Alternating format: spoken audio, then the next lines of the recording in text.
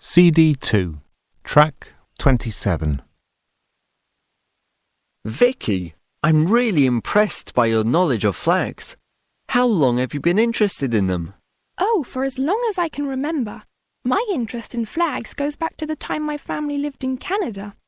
My dad worked in the British Embassy there, and I remember being fascinated by all the different flags in his office. I used to ask him questions about them, and later about the countries themselves.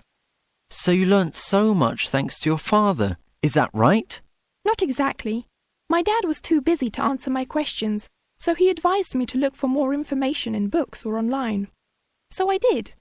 I started off with the flags, and then got interested in the history and politics of the countries I was reading about.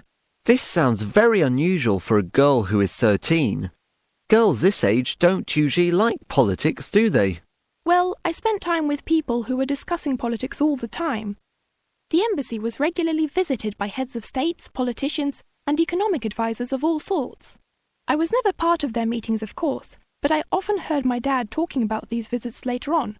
So, frankly speaking, I had no choice but to find out more about the world I was in. I suppose so. So which is your favourite flag? Well, except the Union Jack, of course. I guess I'd go for some African ones. They are full of different symbols and their history shows the fight of the Africans to become independent. It's really incredible how much flags can tell you about a nation. I've never thought of flags in this way. Maybe I ought to find out more about the world's history through flags.